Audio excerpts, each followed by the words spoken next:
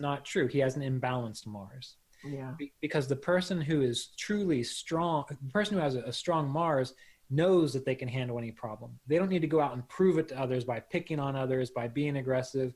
They're the quiet one that sits on the couch, that is strong, that knows if someone busts in their door, all they got to do is pull out their martial arts or go grab their gun and deal with the situation. Yeah. They're not trying to act tough and let everyone know that they're tough.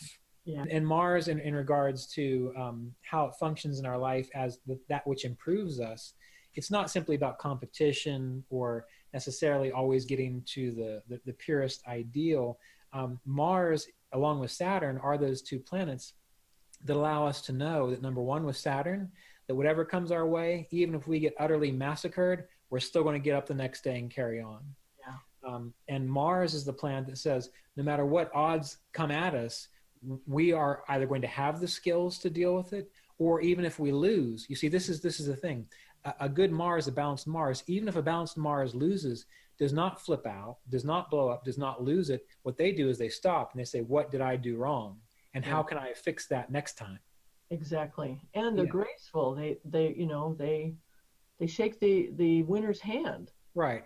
Because they appreciate the competition. And even if we think about the animal kingdom, there is this respect amongst the alpha through the rest of the chain of whatever it might be with animals. And humans are no different. We're animals as well. The person who has a prominent, strong, healthy Mars, they will respect someone who's stronger and more skillful than them. Yes. They may still challenge them because they want to get better and they want to be like that eventually too, but they're not going to hold it against them. They're not going to be, difficult about it. They see someone who is great. I was just watching a movie. There's a series of books called, I think it's called the Richard Sharp series. And it's about almost like Civil War type era things. And the story is about a soldier.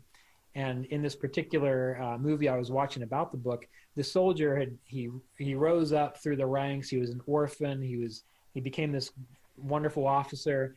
And at this story, all he wanted to do, he wanted to see Napoleon. Even though he was on the other side of the army, he respected the prowess of Napoleon. He respected the prowess of his enemies so much that they were fighting, but there was that sense of respect there.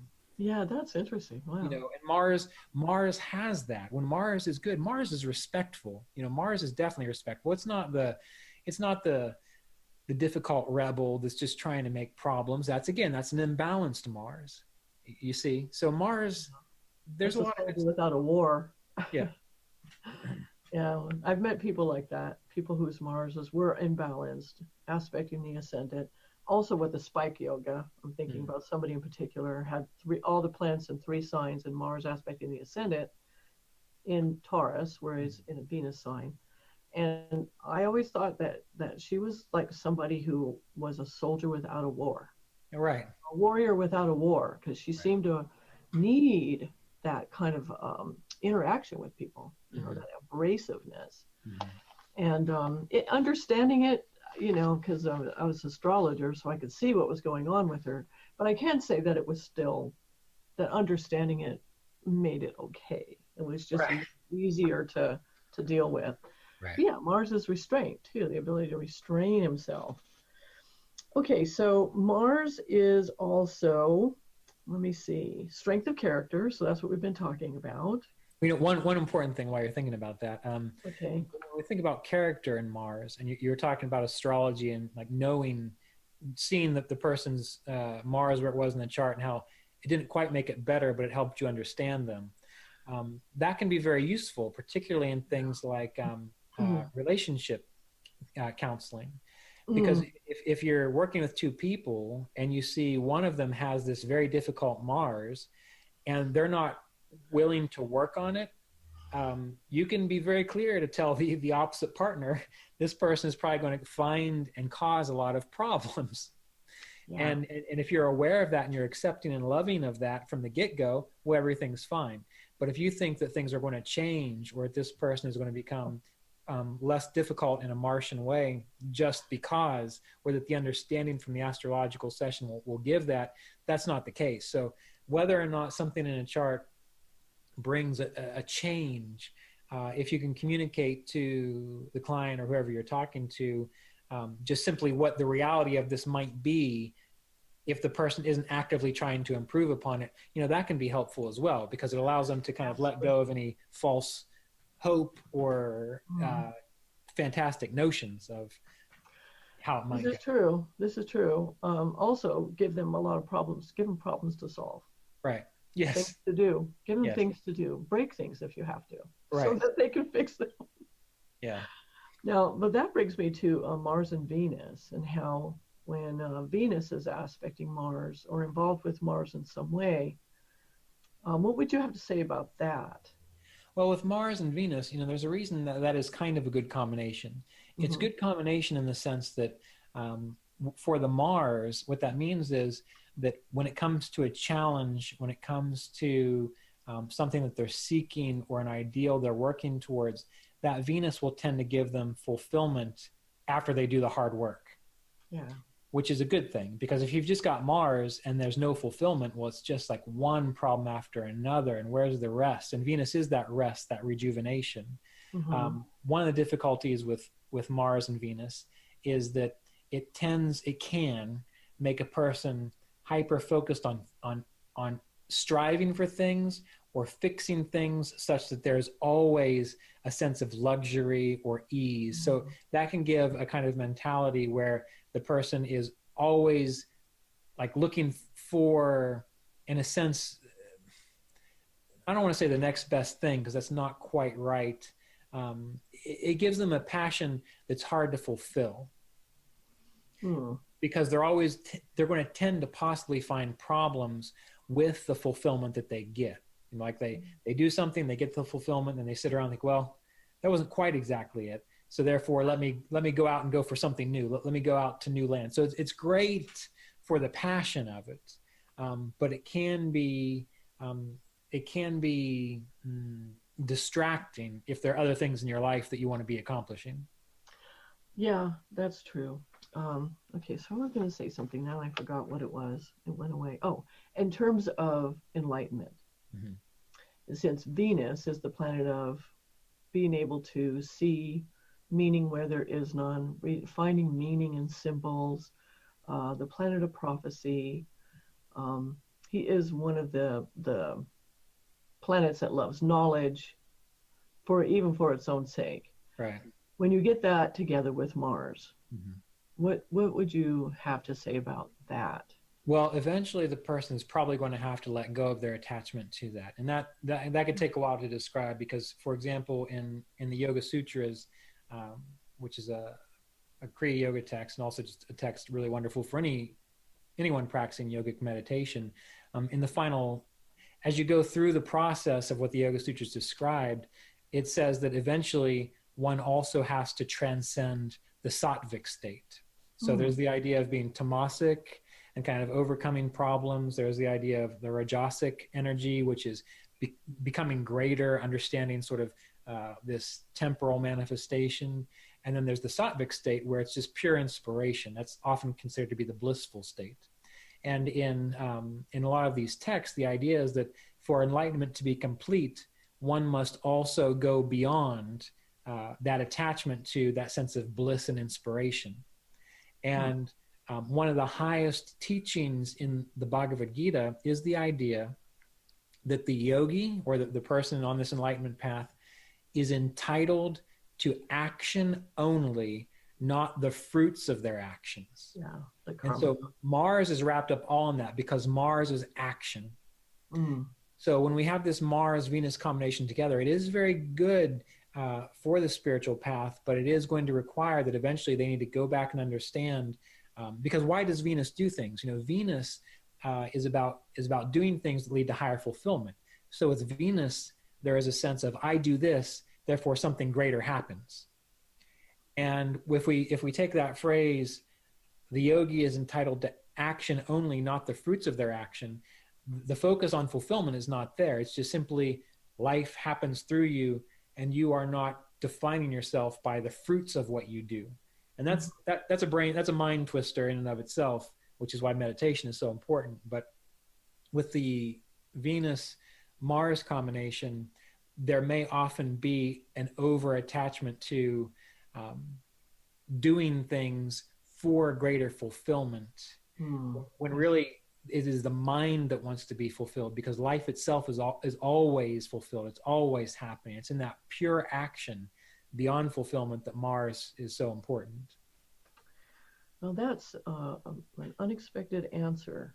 And it makes perfect sense, though. It does.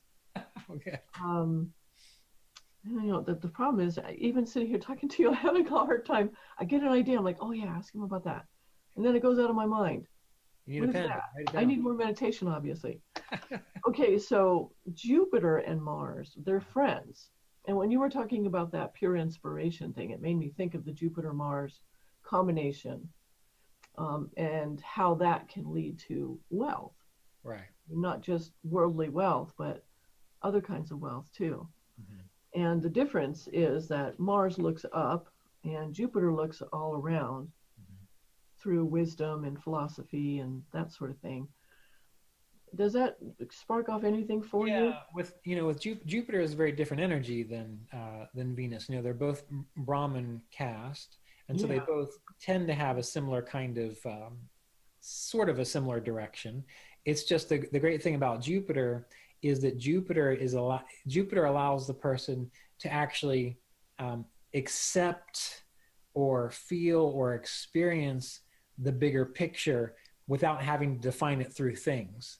Hmm. That's why Venus is considered to be the guru of the Asheras, which are the worldly forces, or what they call the demonic forces, because Okay. those are about things. Those are about like gaining and loss. It's things that you can touch or Hmm. experience. Whereas Jupiter is the guru of the Devas, and the Devas are not they are not necessarily meant to be defined by things. So with the Mars Jupiter combination, that tends to work very well in a person's life because it gives them the expansiveness to have faith in their actions, right? That's the beautiful thing. Where Mars and Venus come together, there is a sense of, I'm doing this, I'm fixing this to get A, B, or C.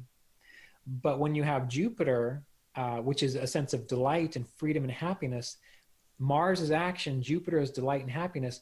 Then you have the delight Hmm. simply in the action, which Oh. actually takes you back to that phrase, the yogi is entitled to action only, not the fruits of their action. So with Jupiter and Mars, then the action itself becomes the bliss. And there's no need to project into a future or to project into something fulfilling you later. It's the doing that actually Hmm. makes it work. That makes a lot of sense. Um, for many years, I was involved in 12-step programs. Mhm. And one of the sayings that they had there was, do the footwork and leave the results to God, Mhm. which is, I guess, a quick way of saying the same thing. Yes. And also, thinking about Mars, Mars is our courage and our will. And one of the most prominent things about any 12-step program, no matter what they're focusing on, is the serenity prayer, Right. which is grant me the courage to change the things I can and the wisdom to know the difference. Exactly. And, there's the word will is used in there too. So let me see if I can remember this. God grant me the serenity to accept the things I cannot change, the courage to change the things I can, and the wisdom to know the difference. Okay, I Mhm. guess the will is not in there. But in the 12-step program, the 12 steps themselves, one of them directly says where you turn your will over to the higher power as you understand that higher power. Mhm. And to me, it's like fixing a Mars that Right. may be gone astray, is being used on the wrong things, Right. right? And especially, like, I started off in Al-Anon, Mhm. and one of the things that you learn in Al-Anon, one of the very first things you learn in Al-Anon, is to mind your own business. Right. To not use your will trying to fix your alcoholic's problem, Mhm. because you can't. It's their problem, and you can only work on your own self. And it's so amazing how that works, and it takes a lot of courage to do it. Mhm. Speaking of courage, Yeah. because going that deeply into yourself, like, one of the things that you have to do is the fourth step, which is what everybody dreads. That's What's where that? you take a fearless moral inventory of yourself. And they've got these worksheets that you can do. And I'm telling you, those worksheets, there's things you've never even thought of before. And they're like, oh, yeah, that too. That's true. And you get this whole fearless moral inventory, right? That means you're using your Mars. And then you have to have the courage to do step 5, which is to basically talk about, share this thing with another human being in the presence of the divine as you understand it. So one of the things that I think, and I'm not sure because I haven't investigated everything, but it seems like every spiritual tradition or practice, they have some version of that. Now, what would you say about that when it comes to like meditation in particular, as leading to self-knowledge and learning how to mind your own business and all that stuff? Well, the mind your own business is a very important thing. For example, I am not a fan of organizations. I'm not a fan of meditation groups. And everyone says, well, why not? They're just wonderful things. And I don't think they are. And that's why, for the Kriya Yoga apprenticeship program, it is individual, meaning aside from once a year when we come together to meditate on a week-long retreat, I don't want you talking to all your friends about your meditation. I don't want you doing those things. I want you to do your own work. I want you to focus on what is important to you. Because having been involved in meditation groups, having led a meditation center, what I see people doing is they're showing up for community. They're showing up for, to be with people of a like mind, which in and of itself, I have absolutely no problem with. I go and I play music with people. I go play pickleball with people. I go to groups to have community and to do things with them. So when it comes to enlightenment and meditation, though, the more input you have from people who don't know what they're talking about, the worse off you are. So when you get a bunch of people together in a group who don't know really how to meditate and they all start talking, that's like bringing together 15 people who don't know how to build a house. And like, well, how do we build a house? Well, let's talk about it. Let's figure it out. And in the end, all you've got is a shack that's about ready to fall apart. Right. So with Mars in meditation spirituality, what I have found is that when people are able to tap into their Mars, that gives them the motivation to whether they go to it, that gives them the motivation to get up and meditate. That gives them the motivation to read their spiritual texts, whether anyone else is doing it or not. It's like the person who's very Martian who wants to be in shape.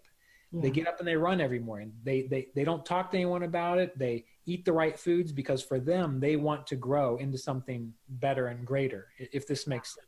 Yeah, it totally does. Yes. So the idea of the spiritual path being a solitary path, that tends to make more sense to an individual with a stronger Mars, because the stronger Mars wants to get to it. He wants to get in there and train and make oneself better. It doesn't care about whether their friends are doing it. It doesn't care about whether there's a group to go to who's also talking about doing it. So Mars is very important in that it tends to give a person that direct drive that whether anyone else is doing it or not, the individual is still going to seek it out and explore it for themselves. Yeah, that makes so much sense. I had a girlfriend who she liked to run. That's what she liked to do no matter what. And so she was the one I'd want to run with because I knew that she was going to do it whether I was there or not. Exactly. Yeah. And it's the same for meditation. And again, I'm not saying I have any issue with groups. And so when I tell people when they ask me about, community, I said, look, don't worry about spiritual community because really that might be helpful in the very beginning. But most of the time what happens is that's just your way of trying to validate your own choice to follow a path. Yeah. And if you're going to follow a path, you will do much better if you don't need the validation of someone else. So meditate on your own, talk to your spiritual mentor. But if you need a community to hang out with, join meetup.com and find someone with similar interests and go build puzzles or play chess or find your community in something that is meant to be communally based. You see what I'm saying? Yeah, I don't know. Don't you think some people might need that help at first? At first, in the beginning, yes, I completely agree. Accountability thing, that whole accountability thing. Yeah, because people are expecting you to be there. not because you're going to do anything once you're there, except be in your own head. Right. Anyway. No, you're right. And Yeah. but there's a difference long term. Meaning, what I see a lot of people doing is they're saying, I'm interested in spirituality, but really what they're interested in is having tea and cookies and talking with people after the meditation group. Right. That's a totally different thing. It's a totally different thing. And if that's the way it is for the first year or two, no problem. It's getting you, kind of, you're coming together, you're meeting. But if that's something that 40 years later, that's what your motivation is, then one needs to take that self-inventory that you're talking about and ask yourself, well, was my motivation really to explore spirituality and meditation, or was I just lonely and I wanted to hang out with some people that, like to talk about the same kind of things I like to talk about? Again, no problem with that, but it's about being honest with oneself about what one's true motivation is. Right, right. So what do you think of Saturn being involved with this? Like if you have Saturn with Mars, opposing Mars, aspecting Mars. That can go either way, because on one hand, I've said this many times before, that when I've had people working for me, either doing a job or taking the weight off by answering emails for me or doing things like that, if I look at their chart and they've got a prominent Saturn Mars, that's the person I'm going to hire. Why? Because I know that, number one, they're probably way too hard on themselves about getting things done well, which means that they're probably going to do a really good job. Yes. So when I look for people who I want to see get things done because they want to see it done right, I look for that. The problem with that Saturn Mars, though, on a personal level, is that it can drive a person too hard, and it can burn out that Mars, and it can make a person have too high expectations for themselves and end up injuring themselves psychically, psychologically, just through burnout alone. So the Saturn and Mars